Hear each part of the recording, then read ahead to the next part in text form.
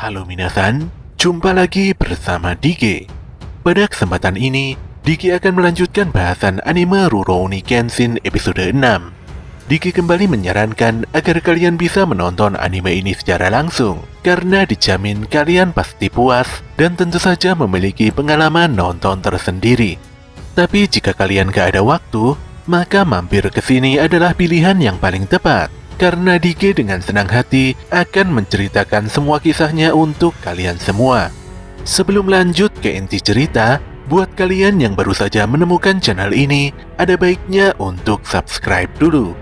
Jangan lupa juga untuk menyalakan notifikasinya, agar kami semakin semangat untuk menghadirkan konten-konten terbaik buat kalian. Oke, langsung saja. Persiapkan diri kalian and enjoy.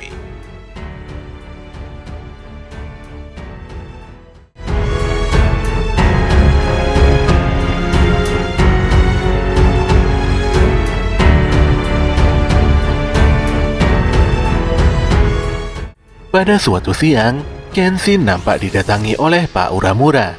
Kepala polisi tersebut terlihat begitu serius dan ingin meminta tolong pada Kenshin karena beliau memiliki masalah pelik yang dapat mempertaruhkan wibawa kepolisian. Pak Uramura juga meminta media cetak untuk tidak memberitakan masalah ini, jadi dia berharap agar Kenshin dan yang lainnya merahasiakan masalah ini juga. Intinya, Pak Uramura meminta Kenshin untuk mengalahkan seorang penjahat keji. Penjahat tersebut dijuluki Kurogasa, di mana dia mengincar mantan pejuang revolusi yang aktif di bidang politik, ekonomi, dan pemerintahan. Kurogasa juga merupakan pembunuh berantai yang memberikan catatan pembunuhan. Dia adalah pendekar pedang terbaik yang selalu berhasil membunuh targetnya dalam 10 tahun belakangan ini. Dirumorkan si Kurogasa sangat menikmati ketika dia membunuh orang lain. Tentu saja para polisi harus berjaga untuk melindungi sang pejabat pemerintahan. Kira-kira 2 bulan yang lalu, Kurogasa muncul di Shizuoka. Dia berhasil membantai 34 orang dan melukai 56 orang termasuk target utama, polisi, dan beberapa penjaga. Anehnya, polisi berpistol tidak bisa menembakkan senjatanya dan malah tertebas begitu saja. Menurut keterangan korban yang selamat, tubuh mereka tiba-tiba tidak bisa bergerak dan seperti ketindihan. Kenshin pun berkata bahwa itu adalah Nikaido Heiho Shin no Ippo. Dikarenakan terlalu sering membunuh orang, hati Kurogasa terpincut oleh aroma dan warna darah. Kenshin begitu heran, mengapa masih ada sosok seperti Kurogasa, padahal era Meiji telah berjalan selama 10 tahun. Pada malam harinya, Pak Uramura menemui Tani Junsaro, di mana dia adalah pejabat pemerintahan yang menjadi target Kurogasa. Tani nampak begitu sombong dengan kehebatan para pengawalnya, dan dia benar-benar menolak perlindungan dari pihak kepolisian. Namun setelah menyadari bahwa pihak kepolisian membawa Kenshin, si Tani pun langsung gelagapan dan kehabisan kata-kata. Bagaimanapun juga, Kenshin selalu melindungi Tani Junsaro dari hunusan pedang dan hujan peluru pada era Bakumatsu. Lebih parahnya lagi, ternyata para pengawal Tani merupakan berandalan Tengi yang pernah dikalahkan Sanosuke. Kini Kenshin dan Sano akan menetap semalam di kediaman Tani Junsaro untuk berjaga. Ketika waktu menunjukkan pukul 1 dini hari, tanpa diduga terdengar suara teriakan polisi di luar gedung. Kenshin dan Sano pun bergegas ke jendela untuk melihat apa yang sebenarnya terjadi di luar. Dan benar saja, beberapa polisi terlihat tumbang dan tidak sadarkan diri. Suasana pun nampak tegang dan semua orang bersiaga untuk mengamankan si Tani. Di saat semuanya berjaga di depan pintu utama, tanpa diduga Kurogasa muncul dari jendela dan menebas salah seorang pengawal. Tani yang ketakutan lantas menekan para pengawalnya untuk maju. Dia juga akan membayar 5 kali lipat serta memberikan jabatan penting jika ada yang berhasil mengalahkan Kurogasa. Tentu saja hal ini membuat para pengawal bersemangat. Sayangnya mereka harus tertebas sebelum mengalahkan Kurogasa. Kurogasa lantas mengeluarkan Shin no Ippo, hingga membuat semua orang tidak bisa bergerak sama sekali. Hebatnya, Kenshin mampu mematahkan teknik tersebut dan melepaskan sebuah serangan hingga caping Kurogasa terbelah. Dia lantas mengungkapkan bahwa pada era Bakumatsu terdapat rumor tentang seorang pria yang kerjaannya hanya membunuh. Pria ini tidak tergabung dalam fraksi manapun, dan dia adalah pendekar yang menguasai Nikaido Heiho. seorang Hitokiri berandalan yang bernama Udo Jine. Udo Jine atau si guru Kasa nampaknya juga mengetahui tentang sepak terjang Kenshin sebagai Hitokiri Batosai. Sambil tertawa, Jine melepaskan Shino Ippo pada Kenshin. Namun dalam sekejap mata, Kenshin kembali mematahkan teknik mengerikan tersebut. Kenshin meyakini, selama dia bisa mempertahankan aura berpedangnya yang setara dengan Jine, maka dia tidak akan terpengaruh dengan Shino Ippo. Kenshin lantas meminta Jine untuk tunduk dan menyerahkan diri. Jika tidak, maka Kenshin yang akan turun tangan untuk melawannya. Tentu saja dengan senang hati Jine akan meladeni Kenshin, namun setelah dia membunuh Tani Junsaro. Ketika Jine hendak menghunuskan pedangnya pada Tani, tanpa diduga Sanosuke berhasil lepas dari Shino Ippo dan langsung menyelamatkan Tani. Sayangnya tangan Sano harus menjadi korban dari keganasan pedang Jine. Kenshin pun bergerak cepat dan memukul kepala Jine dengan sekabatonya. Hal ini pun membuat semua orang berhasil melepaskan diri dari Shino Ippo. Jine lantas semakin bersemangat. Bagaimanapun juga, dia tidak pernah merasakan pertarungan seseru ini sejak era Bakumatsu. Setelah menargetkan Kenshin sebagai mangsa selanjutnya, Jine pun melarikan diri dan berjanji akan muncul di hadapan Kenshin dalam waktu yang tidak terlalu lama. Dalam perjalanan pulang, Sano menanyakan pada Kenshin tentang Nikaido Heiho yang dimiliki Udo Jine. Kenshin pun menjawab bahwa Nikaido Heiho adalah teknik berpedang yang terdiri dari 3 gerakan yaitu 1, 8, dan 10, di mana gerakan tersebut menciptakan huruf taira atau yang disebut juga dengan Heiho. Tentu saja yang paling ditakuti adalah jurus pamungkasnya yaitu Shino Ippo itu sendiri. Kenshin hanya tidak menyangka bahwa Jine menggunakan Shino Ippo pada orang yang kehilangan tekad dan bukan pada orang yang ingin melawannya. Tentu saja cara ini benar-benar kotor. Namun Sano sangat meyakini bahwa masalah ini bisa diatasi oleh Kenshin. Namun Kenshin tidak yakin, karena selama 10 tahun ini dia menekan dirinya sendiri agar tidak membunuh orang lain. Sementara si Jine terus-terusan membunuh. Tentu saja hal ini adalah perbedaan yang sangat besar bagi seorang Hitokiri. Kenshin juga mengetahui bahwa Jine adalah mantan anggota Shinsengumi, di mana Shinsengumi itu sendiri adalah sekumpulan pendekar pedang terkuat di bawah kesogunan. Mereka juga merupakan musuh bebuyutan pejuang revolusi. Jine telah membunuh banyak pejuang revolusi, dan dia melakukan pelanggaran karena membunuh terlalu banyak. Ketika dia hendak dihukum oleh pasukannya, dia malah melawan balik dan kabur dari Shinsengumi. Beberapa bulan kemudian, dia muncul sebagai Hitokiri di pihak pejuang revolusi. Pada keesokan harinya, Sano mengabarkan pada Kaoru bahwa Kenshin tidak akan pulang untuk sementara karena dia menjadi incaran Jine. Kenshin pun meminta tolong pada Sano untuk menjaga Kaoru dan Yahiko selagi dia tidak ada di tempat. Sano juga mengungkapkan bahwa Kenshin pergi ke tepian sungai untuk menghadapi Jine. Mendengar informasi ini, Kaoru lantas bergegas untuk mencari Kenshin. Namun Sano mengingatkannya untuk tidak bertindak gegabah. Jika Kaoru memaksakan diri, maka dia hanya akan menjadi beban Kenshin saja. Namun Kaoru tidak mau, apalagi jika setelah bertarung melawan Jine, Kenshin tiba-tiba pergi menghilang dan mengembara lagi. Sambil menangis, Kaoru mengungkapkan bahwa dia telah kehilangan ayahnya dan juga dikhianati Kihei. Jika sampai Kenshin meninggalkannya, maka lebih baik dia menyakiti dirinya sendiri saja. Dia pun berlalu dan menemukan si Kenshin yang sedang menyendiri di pinggiran sungai. Kaoru pun memastikan semua cerita Sano pada Kenshin, dan memang informasi Sano benar adanya, di mana Kenshin tidak akan kembali ke dojo untuk sementara waktu. Karena kesal, Kaoru lantas tidak mau pulang dan ingin bertahan dengan Kenshin. Namun Kenshin mengungkapkan bahwa dirinya tidak akan bisa bertarung dengan maksimal jika harus melindungi Kaoru. Kaoru pun meminjamkan pita biru kesukaannya pada Kenshin dengan agak memaksa. Dia berharap Kenshin segera mengembalikannya setelah bertarung melawan Jine. Dia tidak akan memaafkan Kenshin jika Kenshin melupakannya dan melakukan pengembaraan kembali. Kenshin pun berjanji akan mengembalikan pita tersebut dan menemui Kaoru di dojonya. Namun tiba-tiba saja saat itu Jine muncul dan menangkap Kaoru di atas sebuah rakit. Kenshin pun tidak bisa menyelamatkan Kaoru karena aliran sungai yang begitu deras. Dia sangat terkejut dan sekaligus marah. Jinne pun begitu senang dengan ekspresi kemarahan Kenshin. Dengan begitu, Kenshin perlahan akan kembali menjadi sosok Hitokiri Batosai yang legendaris. Jinne pun melemparkan sepucuk surat, di mana isi surat tersebut adalah lokasi pertarungannya melawan Kenshin. Di dalam surat tersebut, Jinne akan menunggu Kenshin di depan Inari, tepatnya di hutan kuil kota. Kenshin pun merobek surat Jinne, dan dia mulai berjalan menghampiri Jinne dengan amarah yang memuncak. Di sisi lain, Jinne menyandra dan mengikat Kaoru. Dia pun menunggu kedatangan Kenshin sambil ngebat sebatang rokok. Kaoru menilai bahwa Jinne sengaja menculiknya untuk menahan kekuatan Kenshin. Namun dia salah, karena Jinne menyandranya untuk membuat Kenshin kembali menjadi seorang Hitokiri seperti dulu. Himura Batosai saat ini begitu lembek. Jinne sangat yakin bisa mengalahkan Kenshin sambil merokok santai. Dan tentu saja hal ini sangat membosankan bagi Jinne.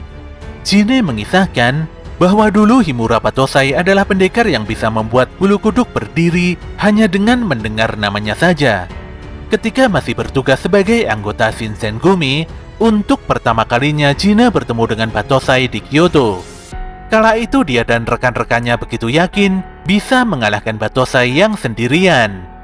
Namun keyakinan itu langsung buyar ketika Hitokiri Batosai berhasil membantai 3 member Shinsengumi dengan sangat cepat dan hanya menyisakan Jinne seorang. Batosai lantas memperingatkan Jinne agar Shinsengumi tidak lagi memburu pasukan revolusi. Jika peringatan tersebut tidak diindahkan, maka Batosai sendiri yang akan membabat pasukan Shinsengumi. Tentu saja Jinne sangat ketakutan. Namun kini situasinya berbeda, di mana Jinne telah membantai banyak orang, entah itu kawan ataupun lawan. Dia telah menjelma menjadi Hitokiri yang sama seperti Batosai. Dia pun benar-benar menantikan sebuah pertarungan seru antar dua Hitokiri. Waktu pun menunjukkan tepat jam 12 malam, di mana saat itu juga Kenshin telah muncul di hadapan Jinne. Kaoru pun sangat terkejut melihat sosok Kenshin yang sangat berbeda dari Kenshin yang dikenalnya selama ini. Sorot mata Kenshin menunjukkan amarah yang sangat luar biasa. Dia pun mengeluarkan pedangnya untuk membuat perhitungan dengan Jinne. Keduanya pun saling bertarung dengan begitu sengit. Ayunan pedang Kenshin dan Jinne saling beradu dan bertabrakan satu sama lain. Serangan Shino Ippo milik Jinne sama sekali tidak mempan pada Kenshin. Kenshin pun kembali melaju dan menyerang Jinne sambil merancang strategi pembacaan gerakan. Namun Kenshin tertusuk dan terpukul mundur karena dia tidak waspada pada trik Jinne yang lainnya.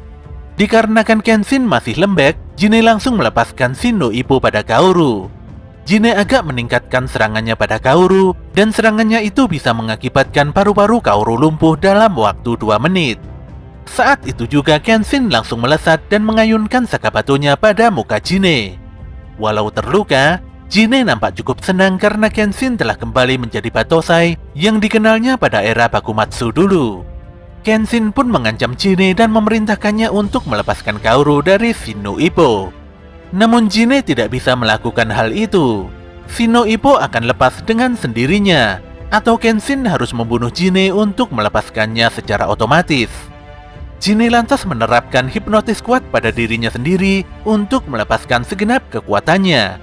Asumsi tersebut meningkatkan kekuatan massa otot pada tubuh Jinne dan membuatnya menjadi manusia terkuat dari siapapun. Jinne pun mengaku baru menggunakan teknik ini sejak keluar dari Shinsengumi sekitar 15 tahun yang lalu. Hanya dengan sedikit tebasan pedang, dia mampu menghancurkan batu besar di hadapannya. Sambil tersenyum jahat, dia akan mengalahkan Kenshin dengan teknik ini. Namun Kenshin tidak peduli dengan hal tersebut. Jika dia telah memutuskan membunuh, maka kematian Jinne sudah tidak terelakkan. Jinne pun begitu terkejut karena Kenshin telah bersiap dengan kuda-kuda Batou Jutsu. Batou Jutsu itu sendiri adalah teknik yang melancarkan bilah pedang ketika masih ada di sarungnya. Teknik mematikan ini mampu meningkatkan kecepatan penggunanya hingga 3 kali lipat dan tidak memberikan kesempatan pada lawan untuk melakukan serangan balik. Jinne sadar bahwa ancaman Kenshin kali ini tidak main-main. Namun selama Jinne bisa menghindarinya, maka dialah yang akan menang. Walau awalnya ragu, Jine memutuskan untuk menyerang Kenshin secara frontal. Dia pun berhasil menghindari tebasan Sakabatu Kenshin. Namun Jine sungguh tidak menyangka melihat Kenshin melepaskan serangan kedua dengan menggunakan sarung pedangnya. Jine pun tersungkur dan tangan kanannya patah. Kenshin telah mempertimbangkan berbagai hal tentang Batou Jutsunya. Dialah pendekar yang menguasai Batou Jutsu terkuat, di mana hal tersebut membuatnya dijuluki sebagai Hitokiri Batosai. Dengan hancurnya siku sendi tangan Jine, maka berakhirlah kehidupan Jine sebagai pendekar pedang. Kenshin pun membalik pedangnya dan dia berniat untuk menebas kepala Jine. Kaoru yang sedari tadi menyaksikan pertarungan ini benar-benar tidak ingin Kenshin membunuh lagi. Namun sepertinya tekad Kenshin sudah bulat, dan demi melindungi Kaoru, dia bersedia menjadi Hitokiri Batosai sekali lagi. Jine pun sangat senang dan terus memanas-manasi Kenshin untuk membunuhnya. Saat itulah Kaoru kembali mengingat sosok Kenshin yang baik, dan dia berteriak sesaat sebelum Kenshin mendaratkan pedangnya pada kepala Jine. Kaoru benar-benar tidak menginginkan Kenshin menjadi Hitokiri lagi, dan dia berharap Kenshin menggunakan pedangnya untuk melindungi orang lain. Kenshin pun membantu Kaoru yang hampir jatuh tersungkur. Kaoru pun bahagia setelah memastikan bahwa Kenshin adalah sosok baik hati yang dikenalnya selama ini. Namun dia terkejut ketika melihat Jine yang berdiri di belakang Kenshin sambil menggenggam sebilah pedang. Jine tidak menyangka ternyata Shino Ippo miliknya bisa dipatahkan dengan mudah oleh Sanosuke. Bahkan saat ini Kaoru berhasil melepaskan diri dari teknik terbaiknya tersebut. Nampaknya Jine merasa bahwa dirinya sendiri yang mulai lembek. Kenshin pun kembali memperingatkan Jine untuk tidak berbuat lebih jauh, karena saat ini dia hanya bisa menggunakan tangan kirinya saja. Kenshin meminta Jine tunduk dan menyerahkan dirinya pada polisi. Ketika Jine hendak menyerang, Kenshin dan Kaoru dibuat terkejut menyaksikan Jine menusukkan pedang pada tubuhnya sendiri. Jine pun tersenyum dan menikmati sensasi membunuh dirinya sendiri yang begitu nikmat. Jine sengaja melakukan hal ini untuk menghindari pihak kepolisian. Jika dia sampai tertangkap dan diinvestigasi, maka identitas klien yang menyewanya dari pemerintah revolusi pasti akan terungkap. Mungkin banyak orang berpikir bahwa Hitokiri sudah tidak diperlukan lagi karena era saat ini sudah semakin maju. Faktanya, perebutan kekuasaan masih terus berlanjut hingga saat ini. Para politisi dan Hitokiri juga memiliki kepentingan yang sama. Hal inilah yang membuat sosok penjahat haus darah Kurogasa terlahir. Sebenarnya Hitokiri membunuh atas keinginannya sendiri. Namun Jine mengabaikan hal tersebut dan menantang Kenshin secara terang-terangan hingga membuatnya berakhir menyedihkan seperti ini. Namun dia tidak menyesal, apalagi lengan kanannya telah hancur. Jine menilai bahwa Kenshin memiliki naluri sebagai Hitokiri sejati. Bisa dipastikan bahwa Hitokiri akan terus membunuh sampai akhir hayatnya. Dengan senyuman jahat, Jine akan menyaksikan dari neraka sampai kapan Kenshin akan menjadi seorang Rurouni. Jine pun pada akhirnya tewas dengan sangat mengenaskan. Kenshin nampak diam sejenak dan merenungi pesan-pesan Jine. Namun setelahnya dia mengajak Kaoru pulang dan membiarkan masalah ini ditangani oleh pihak yang berwajib. Dalam perjalanan kembali, Kaoru berterima kasih pada Kenshin karena telah menyelamatkannya. Namun Kenshin lebih berterima kasih karena Kaoru telah berusaha menghentikannya menjadi seorang Hitokiri. Dia lantas mengembalikan pita Kaoru, walaupun pita tersebut berlumuran darah. Meskipun naluri Kenshin adalah seorang Hitokiri, namun dia telah berjanji pada dirinya sendiri untuk tidak pernah kembali menjadi Hitokiri Batosai. Hingga akhir hayatnya, Kenshin akan menjadi Rurouni yang tidak membunuh siapapun. Pagi itu Kaoru nampak kebingungan karena dia tidak menemukan Kenshin dimanapun. Dia pun sangat khawatir jika Kenshin pergi dan memulai pengembaraannya kembali. Saat itu Yahiko menyampaikan bahwa Kenshin pergi ke kasino bersama Sanosuke. Di kasino, Sano dan Kenshin nampak begitu sibuk bermain tebak-tebakan dadu. Penglihatan Kenshin yang sangat tajam membuat Sano selalu menang dalam tebak-tebakan. Di sini Kenshin mengikuti Sano karena sebelumnya Sano berkata bahwa akan ada masalah besar di tempat ini. Dia pun sedikit kecewa karena Sano telah membohonginya, apalagi perjudian itu adalah hal yang ilegal. Namun Sano santai saja, karena semua orang di sini adalah temannya. Bagaimanapun juga, ini hanyalah permainan bersenang-senang. Yang penting dia tidak menipu ataupun mencuri uang yang bisa merugikan orang lain.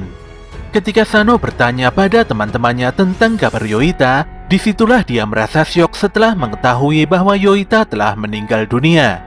Lebih parahnya lagi, Yoita meninggal setelah menghirup opium dalam jumlah yang cukup banyak.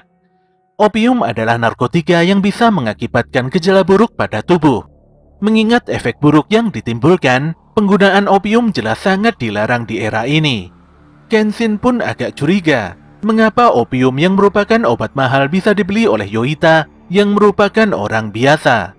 Tanpa disangka tiba-tiba muncul seorang gadis cantik yang merangsek masuk ke dalam kasino. Gadis yang diketahui bernama Takane Megumi ini langsung meminta tolong pada Kenshin setelah melihat Kenshin membawa pedang. Ternyata saat itu Megumi tengah dikejar oleh dua orang preman bersenjata tajam. Namun saat ini suasana hati Sano sedang marah, dan dia langsung membokem salah seorang preman yang mengancamnya.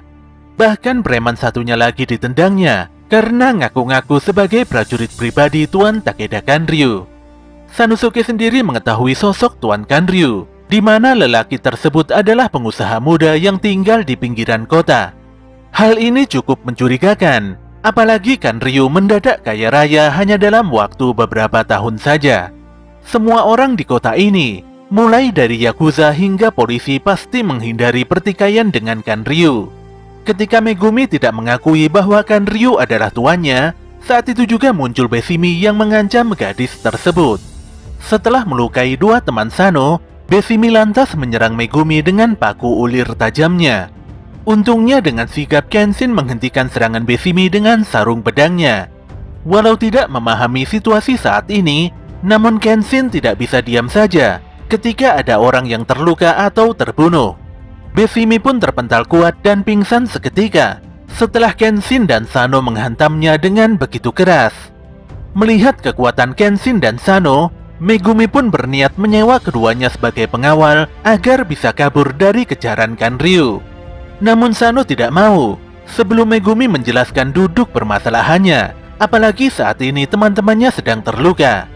Megumi pun tidak sengaja menjatuhkan beberapa bungkus opium saat Sano mencengkeram kuat tangannya. Kenshin lantas menanyakan pada Megumi tentang barang haram tersebut. Ketika hari mulai sore, Kenshin dan Sano kembali pulang dengan membawa Megumi ikut serta. Sebenarnya Kenshin ingin menyampaikan situasi kompleks ini pada Kaoru, namun Sano langsung menyelanya.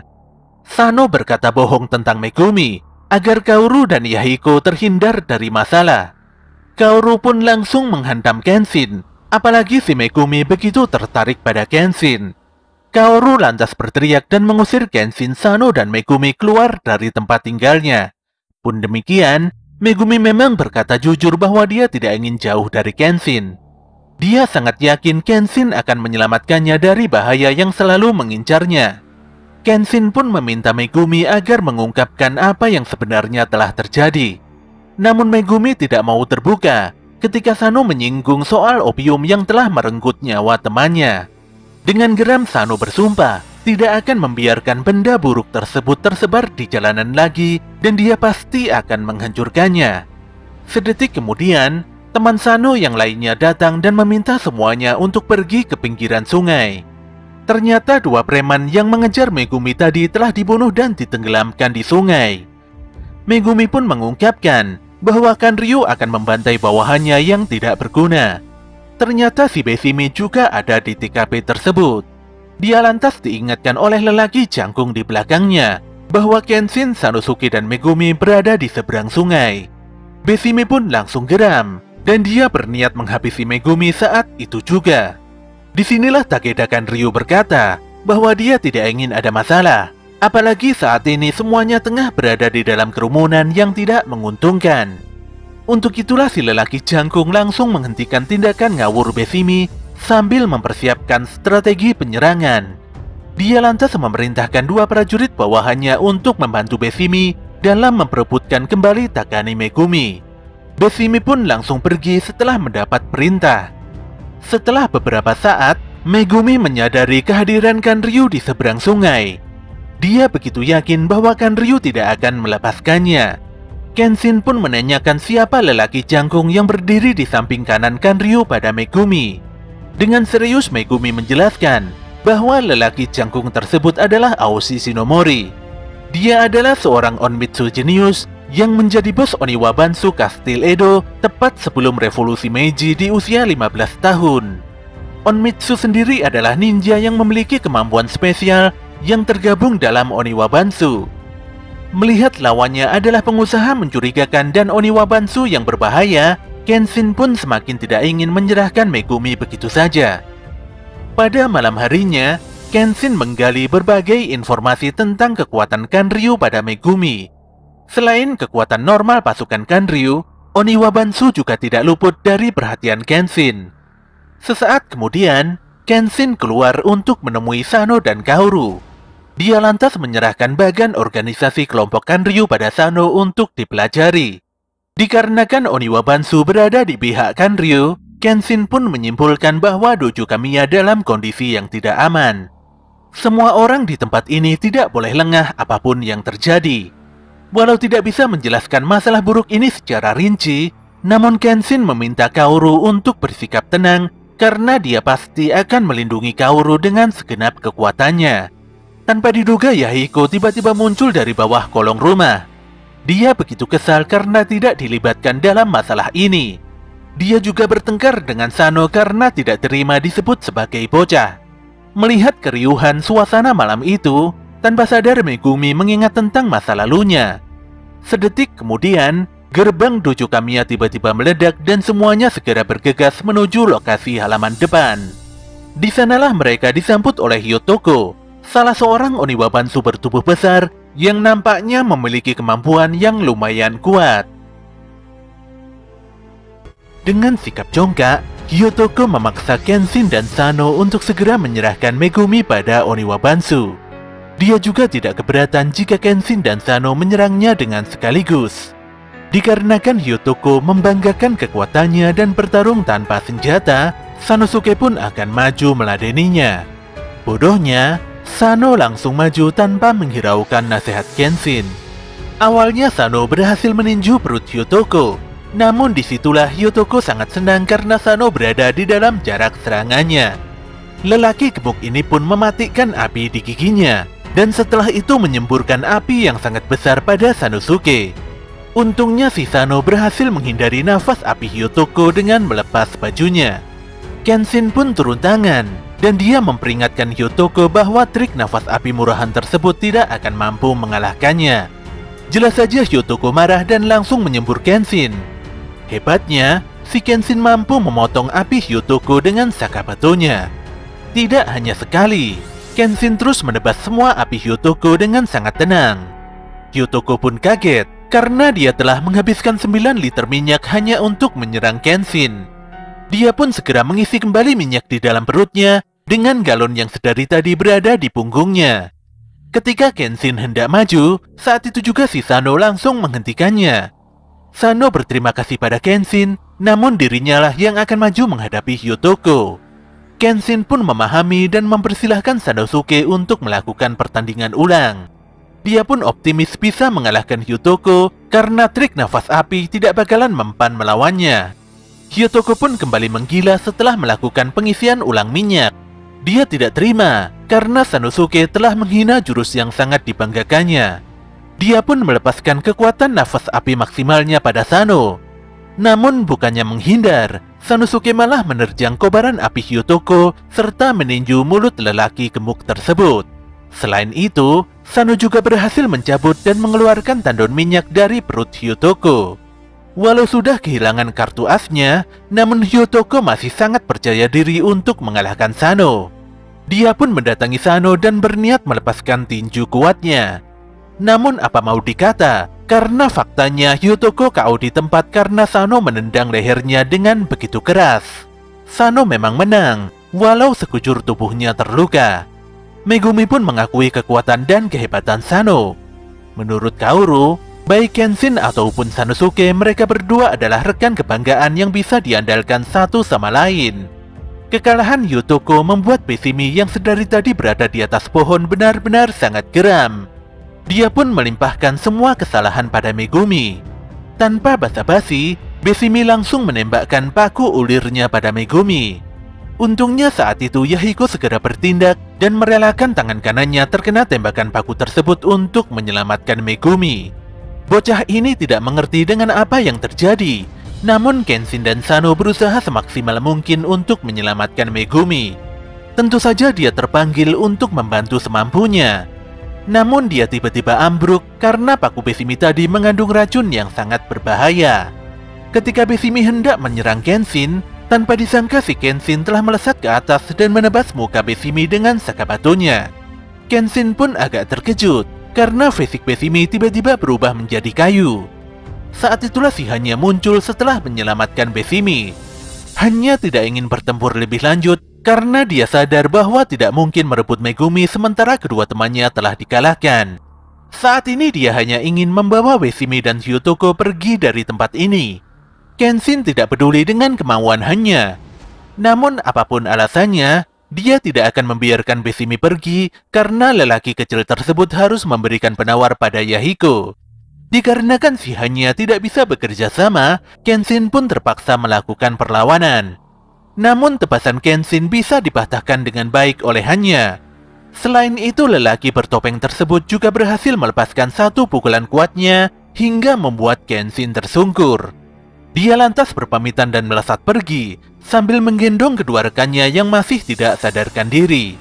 Melihat kemampuan Hanya, membuat Sano cukup sadar bahwa lelaki tersebut adalah Master Kempo yang telah melalui berbagai macam latihan sulit. Hingga saat ini Yahiko masih tidak sadar. Kenshin sendiri tidak bisa berbuat banyak karena dia tidak memiliki pengalaman soal penawar racun.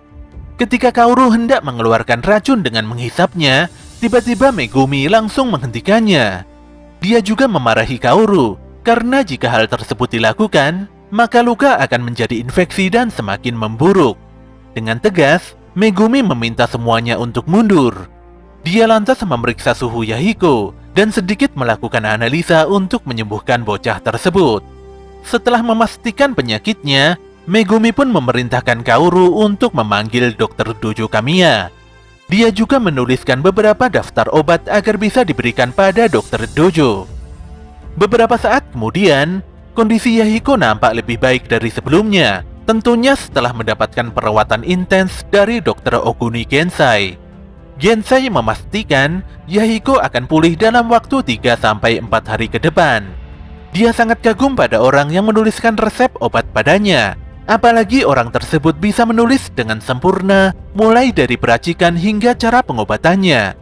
Gensai yakin penulis resep tersebut adalah seorang yang ahli dalam pengobatan Belanda atau ilmu pengobatan barat. Tentu saja fakta ini membuat Kaoru dan Sanosuke cukup tercengang. Mendengar penjelasan Kaoru, Gensai pun langsung sadar bahwa si penulis resep tersebut adalah Takane Megumi. Disinilah diketahui bahwa Takane Megumi adalah seorang asisten dokter.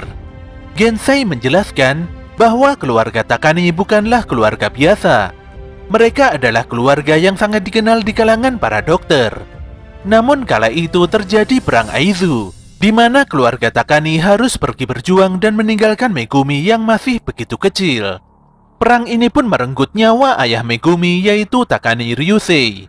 Bahkan ibu dan kedua saudara laki-laki Megumi dinyatakan menghilang dalam peperangan. Sejak saat itu, Megumi pun hidup sebatang kara. 5 tahun kemudian, dia datang ke Tokyo dan menjadi asisten seorang dokter. Gensai sendiri mengenal dokter tersebut. Jadi sejak saat itu Gensai telah mengenal Megumi dengan sangat baik. Namun dokter itu terbunuh 3 tahun yang lalu dan Megumi dinyatakan menghilang bak di telan bumi. Ketika Megumi hendak meninggalkan Dojo Kamiya, Kenshin pun langsung menyapanya dengan penuh senyuman. Setelah melalui perdebatan yang cukup panjang, Megumi pun pada akhirnya mengungkapkan latar belakangnya. Dokter yang mempekerjakannya ternyata berkolaborasi dengan Kanryu. Opium yang didapatkan Kanryu dengan harga murah nampaknya berhasil disempurnakan oleh si dokter. Kanryu pun menjual opium tersebut dengan harga yang mahal. Awalnya kondisi ini berjalan dengan cukup mulus, hingga akhirnya si dokter berhasil membuat opium jenis baru. Dengan sebuah metode khusus, si dokter bisa meningkatkan keuntungan berlipat ganda untuk dirinya sendiri dengan harga bahan baku yang sangat murah. Sayangnya si dokter harus terbunuh di tangan Kanryu karena dia ingin memonopoli keuntungan dan tidak mau membuka mulut tentang rahasia metode pembuatan opium tersebut. Tentu saja sebagai asisten dokter yang tahu cara pembuatan opium, Megumi pun dipaksa membuat barang haram tersebut. Ketika sadar bahwa opium buatannya digunakan untuk hal yang buruk, Megumi pun merasa ingin mati saja. Dia pun menangis dan berharap bisa bertemu kembali dengan ibu dan kakak-kakaknya sambil terus membuat obat yang bisa membuat orang meninggal dunia. Setelah mengetahui fakta ini, Kenshin pun meminta Megumi untuk tinggal lebih lama di dojo Kamiya. Selain untuk mengurangi penyebaran opium, hal ini akan meminimalisir jatuhnya korban jiwa. Kenshin akan berusaha semaksimal mungkin untuk melindungi Megumi dengan kekuatannya. Kaoru yang barusan datang juga mengizinkan Megumi untuk tinggal, karena dia sangat memahami tentang betapa beratnya jika hidup sendirian. Di sisi lain, Aoshi Shinomori mendapatkan info dari Hanya bahwa Yotoko dan Besimi telah dikalahkan. Hanya lantas mengungkapkan bahwa Kenshin bukanlah orang sembarangan. Hanya tidak menyangka Kenshin sengaja menerima pukulannya dan memanfaatkan momen tersebut untuk melukai organ dalamnya. Hal ini pun membuat Hanya tidak bisa bertarung dalam 2-3 hari ke depan. Pada esok siangnya, Kanryu pergi ke dermaga untuk menemui kapten di sebuah kapal besar. Dia pun tertawa terbahak-bahak setelah membuka sebuah peti kayu yang berukuran cukup besar. Yang pasti, isi peti kayu tersebut bisa membuatnya tidak terkalahkan dari siapapun. Pagi itu suasana dojo Kamiya nampak lebih hidup. Ditambah lagi Megumi membuat kue ohagi yang sangat enak. Dilihat dari manapun, wajah Megumi terlihat lebih ceria dari sebelumnya. Kenshin dan Yahiko pun sangat senang dengan keadaan ini. Namun berbeda dengan Sanosuke yang begitu ketus menanggapi situasi menyenangkan ini. Dia pun menyampaikan pada Kenshin tentang hasil analisa opium yang telah dikeluarkan oleh Dr. Oguni Kensai. Tentu saja opium itu memang buatan Megumi. Sano pun menolak makanan yang dibuat oleh Megumi, dan dia langsung pergi tidur karena semalaman dia belum beristirahat. Hal ini pun membuat Megumi terdiam 1000 bahasa. Kenshin lantas meminta Megumi untuk tidak memikirkan perkataan Sano. Walau faktanya Megumi pembuat opium, namun dalam waktu yang sama Kenshin dan yang lainnya telah mengetahui masa lalu Megumi yang cukup berat. Semua orang di dojo Kamiya tidak bisa serta-merta menyalahkan Megumi begitu saja. Untuk menghibur Megumi, Kenshin mengatakan bahwa Sano hanya jengkel saja. Apalagi dalam seminggu ini tidak ada pergerakan sama sekali dari kelompok Kanryu. Fakta ini membuat Sano tidak tahu harus mengarahkan tinjunya kemana lagi. Beberapa saat kemudian, Megumi yang sedang mencuci piring didatangi oleh seorang pria pemberi pinjaman buku. Pria tua itu mengatakan bahwa banyak buku terbitan baru yang menarik untuk dibaca. Setelah sedikit berbasa-basi, tanpa diduga pria tersebut membuka identitasnya yang tidak lain adalah Hanya. Hanya meminta Megumi diam, karena jika dia berteriak, maka Hanya akan menuangkan cairan merkuri berbahaya di dalam sumur dojo Kamiya. Hanya lantas meminta Megumi untuk menyisihkan sedikit waktunya, karena Takeda Kanryu ingin bertemu dan berbicara secara langsung padanya. Sesaat kemudian, Megumi bertemu dengan Kanryu di dalam hutan. Dengan wajah tanpa dosa, Kanryu meminta Megumi untuk segera kembali membuat opium. Namun Megumi telah bertekad untuk mati saja daripada harus kembali membuat barang haram tersebut. Kanryu pun mengungkapkan bahwa dia dan 500 pasukannya akan membakar dojo Kamiya hingga tidak bersisa jika Megumi tidak mau menurut. Tentu saja Megumi sangat terkejut dengan ancaman Kanryu. Kanryu meminta Megumi untuk berpikir cepat karena malam ini dia akan melakukan penyerangan. Setelah menyampaikan informasi itu, Kanryu lantas pergi begitu saja. Dia juga telah mengetahui jati diri Kenshin yang merupakan Hitokiri Batosai. Untuk itulah dia berusaha tidak memakai cara kekerasan agar tidak mematik kemarahan sang Hitokiri. Jika Megumi pergi atas keinginannya sendiri, maka seharusnya si Batosai tidak memiliki alasan untuk bertindak. Megumi pun pasrah dan menangis. Sepertinya memang sudah tidak ada lagi tempat untuknya selain kembali pada Kanryu. Dia lantas meninggalkan sepucuk surat pada Kenshin dan yang lainnya. Dia meminta maaf karena secara mendadak harus kembali ke kampung halamannya. Disinilah Kenshin curiga bahwa Megumi tidak mungkin kembali ke kampungnya. Apalagi saat ini Megumi tidak memiliki siapa-siapa. Kenshin yakin bahwa Kanryu telah menangkap Megumi dan mengancamnya. Dia lantas mengajak Sano yang mengetahui kediaman Kanryu untuk menyelamatkan Megumi. Namun Sano tidak mau karena opium Megumi telah merenggut nyawa sahabatnya. Dia merasa tidak memiliki alasan dan tanggung jawab untuk menolong Megumi. Namun Kenshin mengingatkan Sano bahwa sorot mata Megumi menyiratkan kesepian yang luar biasa. Dia sangat mendambakan teman ataupun keluarga yang bisa menerima keadaannya. Alasan tersebut sudah cukup bagi Kenshin untuk bergerak menyelamatkan Megumi. Pernyataan Kenshin benar-benar membuat Sano tersentak. Ditambah lagi si Yahiko juga memaksa ikut membantu. Walaupun jadi beban, namun Yahiko tidak peduli. Dia harus membantu karena Megumi pernah menyelamatkan nyawanya. Saat itulah Sanosuke bangkit dan menyusul Kenshin. Dia sudah berhenti memikirkan hal yang aneh-aneh dan dia akan mengamuk seperti biasanya. Pada malam harinya, Kenshin, Sano, dan Yahiko memulai penyerangan dengan melumpuhkan 2 penjaga di gerbang depan mansion Kanryu. Sementara itu di dalam mansion, Kanryu kembali meminta Megumi untuk membuat opium karena stok opiumnya telah habis. Namun kedatangan Megumi bukanlah untuk membuat opium, melainkan membunuh Takeda Kanryu. Megumi pun mengeluarkan belati dan menyabetkannya hingga membuat lengan kiri Kanryu berdarah. Gadis ini telah bertekad untuk mengakhiri hidupnya bersama Kanryu, dan dia tidak ingin menambah dosa lagi dengan membuat opium. Kanryu pun sangat ketakutan. Namun ketika Megumi hendak menghujamkan belatinya pada Kanryu, anehnya senjata tersebut tiba-tiba menghilang dari genggamannya.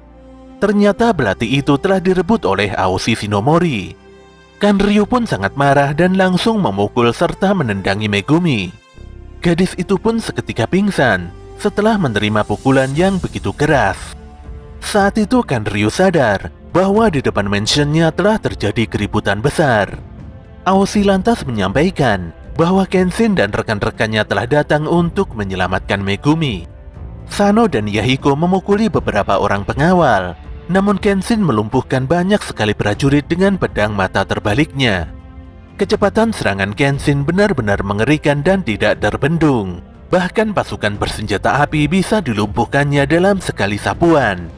Kanryu pun jadi bingung, mengapa Kenshin melakukan ini demi Megumi. Padahal menurutnya tidak ada untungnya sama sekali menyelamatkan Megumi.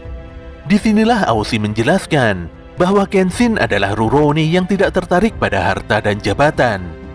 Sebagai seorang mantan pejuang, Kenshin Himura rela mati untuk mewujudkan cita-citanya. Dia adalah mantan pejuang revolusi yang akan menjadi mangsa Oniwa Bansu.